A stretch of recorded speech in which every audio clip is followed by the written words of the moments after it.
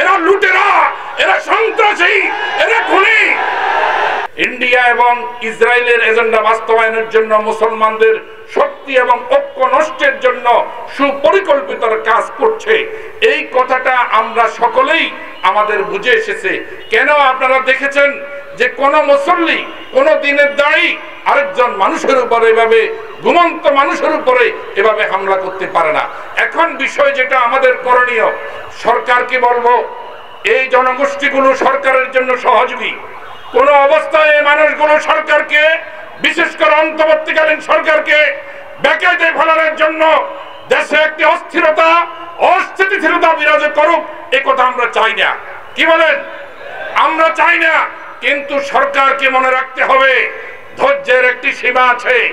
যদি কোনো প্রকারের টাল বাহানা করা হয়, যদি খুনিদেরকে গ্রেফতার করে দৃষ্টান্তমূলক শাস্তির ব্যবস্থা করা না হয়, তাহলে আমরা অনেক কিছু করতে পারি। আপনারা ইতিহাস দেখেন, সেই ব্রিটিশ বিরোধী আন্দোলনের সময় এদেশে অনেক রাজনীতি ব্যক্তিত্ব ছিল, কিন্তু কারো সাহস হয় নাই ব্রিটিশের বিরুদ্ধে মুখ খুলবে, ব্রিটিশের বিরুদ্ধে সংগ্রামের কথা বলবে। এই কথা কারো সাহসে কুলায় নাই। একজন আলেম দিল্লির কেন্দ্রীয় শাহী মসজিদ থেকে একটি ফতোয়া দিয়েছেন ইংরেজদের বিরুদ্ধে যুদ্ধ করার জন্য। সেই ফতোয়ার আলোকে 200 বছর পর্যন্ত ওলামায়ে কেরাম এবং মুসল্লিরা ওলামায়ে কেরামের সাথে থেকে রক্ত দিয়েছে, ব্রিটিশকে দেশ থেকে বিতাড়িত করেছে। আমরা তাদের বংশধর, আমরা করলে বহু কিছু করতে পারি। আজ পর্যন্ত আমাদের মুসল্লিদেরকে খুন করা হয়েছে, এখন অনেকে বন্ধু হয়ে গিয়েছে চিরজীবনের জন্য। ওলামায়ে কেরাম কন্ট্রোল করে রেখেছেন। কোন মুসল্লি, কোন আলেম উচ্ছৃঙ্খলতা কোনো কিছুই প্রদর্শন করে নাই, দেশে অস্থিতিশীল পরিবেশ সৃষ্টি হয় এরকম কিছু করে নাই। সুতরাং এটাকে দুর্বলতা ভাববেন না।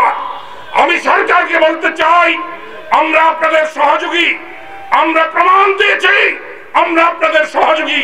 তবে ধৈর্যের বাঁধ যদি ভেঙে যায়, ওলামায়ে কেরাম যদি কর্মসূচিতে এদেশে বহু কিছু করতে পারে।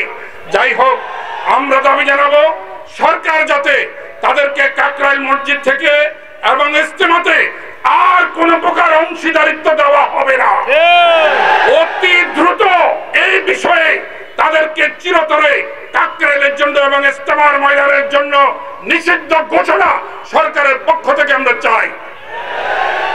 আরেকটি বিষয় হচ্ছে, কাদিয়ানীরা যেরকম ভ্রান্ত, অন্যান্য বাতিল ফেরকার বিষয়ে যেরকম ওলামায়ে কেরাম ভূমিকা রেখে আসছেন, এই বিষয়েও এখন থেকে ইনশাল্লাহ আমরা এই ঘটনা ঘটার আগ পর্যন্ত আমরা বলেছিলাম তারা আমাদের ভাই, তারা আমাদের বন্ধু, আমরা এভাবে কথা বলেছিলাম। কিন্তু আজ আর আমরা ধৈর্য ধারণ করতে পারছি না।